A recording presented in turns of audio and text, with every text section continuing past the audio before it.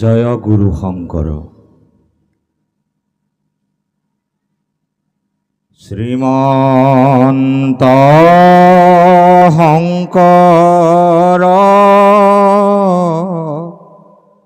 হৰি ভকতৰ জানা যেন কল্প তৰু তাহান্ত বিনাই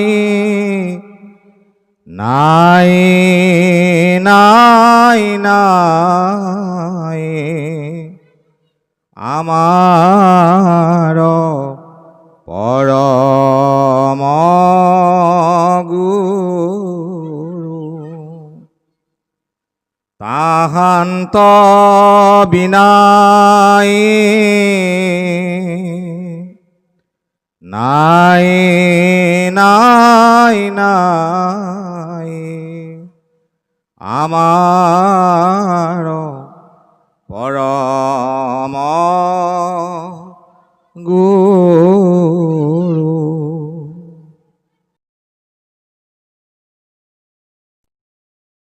অসমীয়া মানুহৰ আটাইতকৈ মৰমৰ অনুষ্ঠান, অসমৰ জাতীয় জীৱনৰ আটাইতকৈ শ্ৰদ্ধাৰ আৰু সেৱাৰ অনুষ্ঠান, অন্তৰৰ গভীৰ স্থানৰ পৰা অসমীয়া মানুহে ভক্তি কৰা এটা অনুষ্ঠান, যাৰ নাম নামঘৰ। অসমৰ সকলো শতাব্দীৰ মহত্তম মহাপুৰুষ শ্ৰীমন্ত শংকৰদেৱ গুৰুজনাই প্ৰতিষ্ঠা কৰা, গুৰুজনাৰ সময়ত কীৰ্তন ঘৰ, পৰৱৰ্তী সময়ত নামঘৰ, তেনে এটি পবিত্ৰৰো পবিত্ৰ মহৎ অনুষ্ঠান নামঘৰ এই চুতীয়াকাৰী গাঁৱৰ এই নামঘৰৰ 150 বছৰীয়া জয়ন্তী উপলক্ষে আজি আয়োজিত এই মুকলি সভাৰ সন্মানীয় সভাপতি ডাঙৰীয়া, আজিৰ সভাখন উদ্বোধন কৰা উদ্বোধক শ্ৰদ্ধাৰ গগৈ বাইদেউ, সভাত বিশেষভাৱে বক্তৃতা প্ৰদান কৰি যোৱা আউনীআটী সত্ৰৰ ডেকা সত্ৰাধিকাৰ শ্ৰদ্ধেয় গোস্বামী প্ৰভু, তেখেত ইতিমধ্যে সভাৰ পৰা মেলানি মাগিছে। মঞ্চত উপস্থিত থকা শ্ৰীমন্ত শংকৰদেৱ সংঘ, সদৌ অসম ছাত্ৰ সন্থা, চুতীয়া জাতি ছাত্ৰ সন্থাকে ধৰি গুৰুত্বপূৰ্ণ জাতীয় সংগঠনৰ মাননীয় বিষয়ববীয়াসকল, এই অনুষ্ঠানটোৰ আয়োজক উদযাপন সমিতিৰ সভাপতি সম্পাদক কাৰ্যকৰ্তাসকল, আৰু এই সময়লৈকে নিজৰে গাঁও নেথাকিলে বেয়া হ'ব, আমি যদি সভাখন এৰি যাওঁ কথাটো বেয়া হ'ব, এই বুলি ভাবিও এই সময়লৈকে অধীৰ আগ্ৰহেৰে সভাত আসন গ্ৰহণ কৰা পৰম শ্ৰদ্ধাৰ ধৰ্মপ্ৰাণ ৰাইজ, জয় জয়তে সমবেত আটাইৰে প্ৰতি মই মোৰ আন্তৰিক শ্ৰদ্ধা আৰু সেৱা জনাইছোঁ। আচলতে কাতিমহীয়া বেলি সোনকালে পৰে আৰু এই সময়খিনি হ'ল গাঁৱৰ মানুহে ঘৰত যাৰ যেনেকৈ সুবিধা আছে অকণমান চাকি বন্তি জ্বলাই গধূলি ঘৰত ব্যস্ত হোৱাৰ সময়। মই জানিব পাৰিছোঁ ইয়াত ভাওনাও হ'ব নহয়, গতিকে ৰাইজে গৰমে গৰমে এমুঠি খায় ভাওনা চাবৰ কাৰণেও আহিব লাগিব। গতিকে এনে সময়ত মই দীঘলীয়া বক্তৃতা প্ৰদান কৰি আপোনালোকক কষ্ট দিব নোখোজো। তথাপি আমাক এটা দায়িত্ব দিছিল, ক'বলগীয়া কথাও বহু আছিল, কাৰণ নামঘৰৰ বিষয়ে আমি পাতিবলগীয়া বহু কথা আছে। সেই কথাবোৰ পাতিবৰ কাৰণে কিছু সময়, এটা পৰিৱেশ নিতান্তই দৰকাৰ। সময় আৰু পৰিৱেশ গোটেই কথাখিনিলে চাই মই দুটিমান কথা মাত্ৰ অৱতাৰণা কৰিম। প্ৰথম কথা, মহাপুৰুষ শ্ৰীমন্ত শংকৰদেৱ গুৰুজনাই পঞ্চদশ শতিকাত যি নামঘৰ অনুষ্ঠান প্ৰতিষ্ঠা কৰিছিল, যাক সেই সময়ত কীৰ্তন ঘৰ বুলি কোৱা হৈছিল, এই নামঘৰ আমি বহুতে ভবাৰ দৰে কেৱল এটা উপাসনা ঘৰ নহয়, পুৱা গধূলি ধূপ ধূনা জ্বলোৱা এটা কেৱল ধৰ্মীয় অনুষ্ঠান নহয়।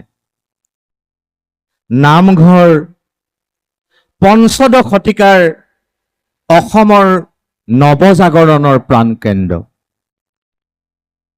নামঘৰ অসমৰ জাতীয় জীৱনৰ পঞ্চদশ শতিকাৰ এটা নৱজাগৰণৰ প্ৰাণকেন্দ্ৰ। মহাপুৰুষ শ্ৰীমন্ত শংকৰদেৱে যিখন নতুন সমাজ নিৰ্মাণ কৰিব খুজিছিল, নতুন সামাজিক চেতনাৰে, আধ্যাত্মিক চেতনাৰে, সাংস্কৃতিক প্ৰমূল্যৰে যিখন নতুন সমাজ নিৰ্মাণ কৰিব খুজিছিল, সেই সমাজ নিৰ্মাণৰ যাত্ৰা নামঘৰৰ মজিয়াৰ পৰাই শংকৰদেৱে আৰম্ভ কৰিছিল। কিছু সময়ৰ আগত ডেকা সত্ৰাধিকাৰ প্ৰভুৱে দুটামান কথা কৈ গৈছে যে নামঘৰে কেনেকৈ আমাৰ সমাজ জীৱনক সমৃদ্ধ কৰিছে, নামঘৰে কেনেকৈ অসমৰ সাংস্কৃতিক জীৱনক পূৰ্ণতা দিছে, নামঘৰে কেনেকৈ আমাৰ আধ্যাত্মিক জীৱনক পূৰ্ণ কৰিছে, এই সম্পৰ্কে দুটা এটা কথা তেখেতে উল্লেখ কৰি গৈছে। আচলতে গুৰুজনাৰ যিটো উদ্দেশ্য আছিল যে নাম ধৰ্মক কেন্দ্ৰ কৰি এখন সুন্দৰ সমাজ নিৰ্মাণ কৰিব লাগে। আপোনালোকে জানে, নামঘৰক বাদ দি গুৰুজনাৰ সময়ত ভাৰতবৰ্ষত যিবোৰ মঠ মন্দিৰ আছিল, সেই মঠ মন্দিৰ কেন্দ্ৰিক ভাৰতবৰ্ষত যিখন সমাজ আছিল, যিখন সমাজ গুৰুজনে নিজে দেখিছিল দুবাৰকে তীৰ্থ ভ্ৰমণ কৰিবলৈ যাওঁতে, যিখন সমাজ জাতিগত চিন্তাৰ কাৰণে, বৰ্ণবাদী চিন্তাৰ কাৰণে, অস্পৃশ্যতাৰ কাৰণে যিখন সমাজ চেদেলি ভেদেলি হৈ গৈছিল, সেই সমাজখন মহাপুৰুষে নিজে প্ৰত্যক্ষ কৰিছিল যে সেই সমাজখনৰ, সেই পৰিৱেশৰ পৰা উত্তৰ পূৰ্বাঞ্চলৰ মানুহক মুকলি কৰিবৰ কাৰণে গুৰুজনে অনুভৱ কৰিছিল যে এটা নতুন বিপ্লৱ, এটা নতুন জাগৰণৰ আৱশ্যক। আৰু সেই জাগৰণ মহাপুৰুষ শংকৰদেৱে নামঘৰৰ মজিয়াৰ পৰা আৰম্ভ কৰিছিল। এই নামঘৰে অসমৰ সামাজিক জীৱনলৈ এটা ৰূপান্তৰ আনিছিল। আজি যে চুতীয়াকাৰীত বিভিন্ন জাতি, জনজাতি, জনগোষ্ঠী, বিভিন্ন লোক, বিভিন্ন সম্প্ৰদায়ৰ লোক আজি এই থানত এনেকৈ বহিব পাৰিছে, এই যে একেলগে বহিব পৰা, একেলগে কৃষ্ণ কথা চিন্তা কৰিব পৰা, একেলগে সমাজ সংস্কৃতিৰ কথা ভাবিব পৰা এটা পৰিৱেশ নামঘৰৰ মজিয়াৰ পৰাই মহাপুৰুষ শংকৰদেৱে আৰম্ভ কৰি দিছিল। সেই নামঘৰে অসমীয়া জাতীয় জীৱনৰ যিটো মূল সত্তা, যিটো সত্তাক আমি সামাজিক সত্তা বুলি কওঁ, সাংস্কৃতিক সত্তা বুলি কওঁ, আধ্যাত্মিক সত্তা বুলি কওঁ, সেই সত্তাটো কিন্তু নামঘৰে ধৰি ৰাখিছে। আপোনালোকে জানে, মহাপুৰুষ শ্ৰীমন্ত শংকৰদেৱে অসমৰ সমাজ জীৱনৰ সকলোবোৰ ক্ষেত্ৰলৈ মহাপুৰুষে অৱদান আগবঢ়াই গৈছে। জাতিটোৰ সকলোবোৰ ক্ষেত্ৰলৈ মহাপুৰুষে উল্লেখযোগ্য বৰঙণি আগবঢ়াই গৈছে। এটা কথা পাহৰিলে নহ'ব যে গুৰুজনাৰ সমগ্ৰ অৱদান, গুৰুজনাৰ সমগ্ৰ সৃষ্টি, গুৰুজনাৰ সমগ্ৰ চিন্তা, গুৰুজনাৰ সমগ্ৰ দৰ্শন কিন্তু কেন্দ্ৰীভূত হৈছিল নামঘৰত। গুৰুজনাই যদি সমাজ চিন্তা কৰিছিল নামঘৰৰ মজিয়াৰ পৰা, গুৰুজনে যদি সাংস্কৃতিক চেতনা মানুহৰ মাজলৈ নিব খুজিছিল নামঘৰৰ মজিয়াৰ পৰা, গুৰুজনে যদি আধ্যাত্মিক দৰ্শন মানুহক বুজাব খুজিছিল নামঘৰৰ মজিয়াৰ পৰা, গুৰুজনে বৌদ্ধিকভাৱে এখন সমাজক আগুৱাই নিয়াৰ যি প্ৰকল্প কৰিছিল, সেই প্ৰকল্প শংকৰদেৱে আৰম্ভ কৰিছিল নামঘৰৰ পৰা। গতিকে নামঘৰক কেন্দ্ৰ কৰি মহাপুৰুষে এখন সমাজ গঢ়িছিল, যিখন সমাজ সকলো দিশৰ পৰা বিকশিত হ'ব পাৰে। সেইকাৰণে কোৱা হয় যে নামঘৰ এখন প্ৰকৃত বিশ্ববিদ্যালয়। নামঘৰক প্ৰকৃত বিশ্ববিদ্যালয় বুলি কয়। প্ৰকৃত বিশ্ববিদ্যালয় য'ত মানৱ জীৱনৰ সকলোবোৰ শিক্ষা য'ত সমাহাৰ হৈ আছে। নামঘৰত সকলোবোৰ শিক্ষা আছে। সমাজ গঢ়াৰ শিক্ষা, শিল্পকলা চৰ্চাৰ শিক্ষা, ঈশ্বৰ উপাসনাৰ শিক্ষা, একেলগে সমাজ পাতি থকাৰ শিক্ষা, সকলোবোৰ নামঘৰৰ মাজত মহাপুৰুষে সুমুৱাই দিছে।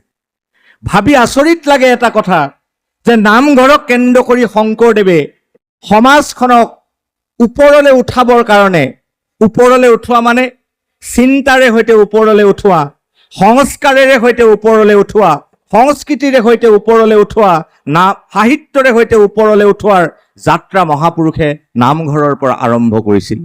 সেই নামঘৰে আমাৰ প্ৰত্যেকজন মানুহক মই পূৰ্বতে উল্লেখ কৰাৰ দৰে এটা সুস্থ সামাজিক জীৱন যাপন কৰিবলৈ, এটা সবল সাংস্কৃতিক এখন সমাজ ৰচনা কৰিবলৈ সেই নামঘৰে আমাক সকলোকে অনুপ্ৰাণিত কৰি আছে। মই বৰ দীঘলীয়াকৈ কথা ক'ব নোখোজো।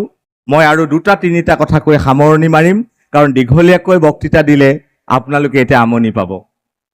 মই দুটা যি বিশেষ কথা ক'ব খুজিছো, তাৰে প্ৰথম কথাটো হ'ল যে মহাপুৰুষ শ্ৰীমন্ত শংকৰদেৱ গুৰুজনাৰ নামঘৰ প্ৰতিষ্ঠাৰ যিটো মূল উদ্দেশ্য, যদিও মই এইমাত্ৰ ক'লো যে এখন সমন্বয়ৰ সমাজ, আমি বহুতে কওঁ যে নামঘৰে সমাজক একত্ৰিত কৰে, নামঘৰে সমন্বয় আনে, নামঘৰে সম্প্ৰীতি বঢ়ায়, নামঘৰে ভাতৃত্ববোধ নিৰ্মাণ কৰে, নামঘৰে একতাৰ এনাজৰী শক্তিশালী কৰে, আমি সকলোৱে কওঁ। কিন্তু এটা কথা মনত ৰাখিব লাগিব, শংকৰদেৱে নামঘৰৰ মাজেৰে যিখন একতাৰ সমাজ গঢ়িব খুজিছিল, সেইখন সমাজৰ চৰিত্ৰ কিন্তু অলপ সুকীয়া। শংকৰদেৱে নামঘৰৰ মাজেৰে ভাতৃত্ববোধৰ যিখন নতুন সমাজ গঢ়িব খুজিছিল, তাৰ কিন্তু চৰিত্ৰ অকণমান বেলেগ। সেই চৰিত্ৰটো কি? যে মহাপুৰুষ শ্ৰীমন্ত শংকৰদেৱ গুৰুজনাই কৃষ্ণ ভক্তিৰ আধাৰত সমাজৰ একতা, সমাজৰ সমন্বয়, সমাজৰ ভাতৃত্ব, সমাজত মানৱতা, কৃষ্ণ কেন্দ্ৰিক এক ভক্তি আদৰ্শৰ দ্বাৰা মহাপুৰুষ শ্ৰীমন্ত শংকৰদেৱে নিৰ্মাণ কৰিব খুজিছিল। এই যে আমি জাতি জনগোষ্ঠীবিলাকৰ উদাহৰণ দিওঁ, আপোনালোকে জানে মহাপুৰুষ শ্ৰীমন্ত শংকৰদেৱে মানুহৰ জীৱনৰ ৰূপান্তৰ আনিব খুজিছিল নাম ধৰ্মৰ যোগেদি। এই যে গাৰুৰ ভকত এজন আহিছিল, তেওঁৰ নামটো দিলে গোবিন্দ আতৈ। শুনিব, গোবিন্দ ভগৱন্ত কৃষ্ণৰ আন এটা নাম। কৈৱত্যৰ পৰা আতৈ এজন আহিল, নাম দিলে পূৰ্ণানন্দ। গুৰুজনে দি লোৱা নাম এইবিলাক। এই যে গাৰুৰ গোবিন্দ, নগাৰ পৰা এজন আতৈ আনিল, তেওঁক নাম দিলে নৰোত্তম। চাব দেই, নামবোৰ মন কৰিব।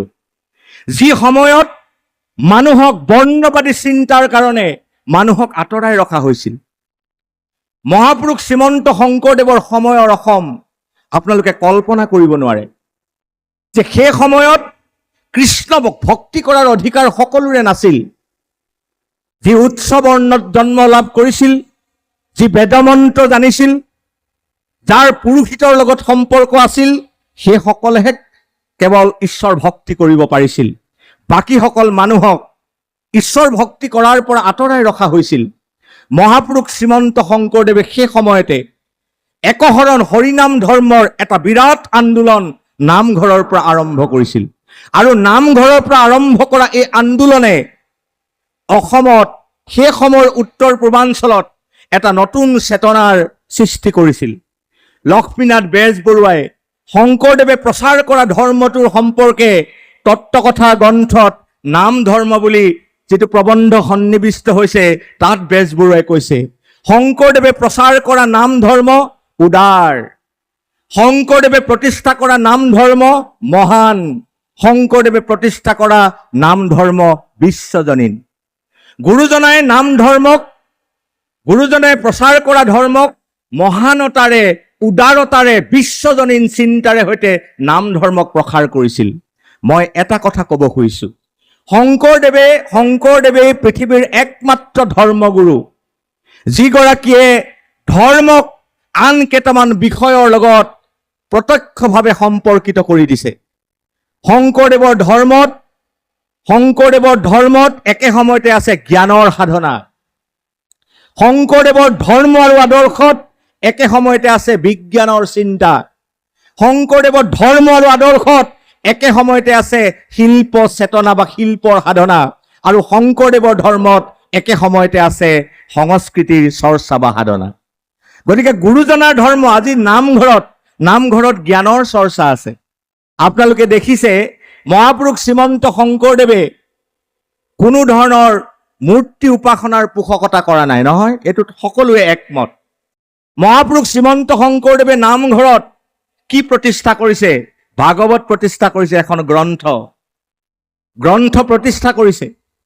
ভাগৱত পঢ়িব লাগিব, কীৰ্তন ঘোষা পঢ়িব লাগিব, পঢ়া শুনাৰ এটা পৰিৱেশ, শ্ৰৱণ কীৰ্তনৰ মাজেৰে মানুহক সাক্ষৰ কৰাৰ এটা প্ৰচেষ্টা নামঘৰৰ পৰা মহাপুৰুষে আৰম্ভ কৰিছিল। এই যে আজি অলপ সময়ৰ আগত আমাকো ভাগ এটা দিছিলে, মাহ প্ৰসাদৰ ভাগটো, এই মাহ প্ৰসাদৰ ভাগটোত বিজ্ঞান আছে, খাদ্য বিজ্ঞান আছে তাত মহাপুৰুষে। গতিকে এই যে কলা শিল্প সংস্কৃতি, আজি যে মহাপুৰুষ শংকৰদেৱে সৃষ্টি কৰা নৃত্য সম্ভাৰ, যাক শংকৰী নৃত্য বা সত্ৰীয়া নৃত্য নামে পৰিচিত, সেই নৃত্য সম্ভাৰৰ মাজত বিজ্ঞান আছে, যোগ বিজ্ঞান আছে তাৰ মাজত।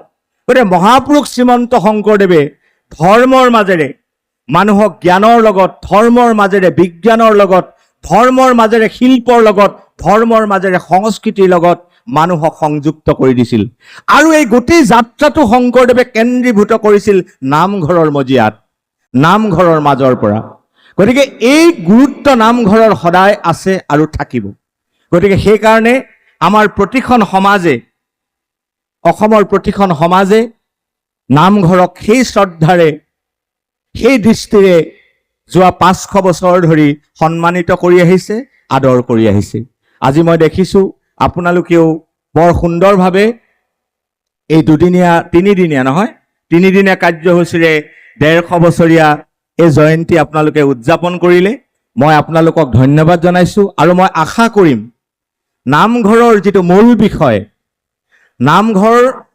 নামঘৰক অকল ভাল পালে নহ'ব, কিন্তু নামঘৰলৈ যাব লাগিব। মোক কিছুমান অঞ্চলৰ কিছুমান অকণমান বয়সস্থ লোকে কয় যে কি ক'বা, যে ক'ৰবাত ভকততকৈ খুঁটা বেছি হৈ যায়।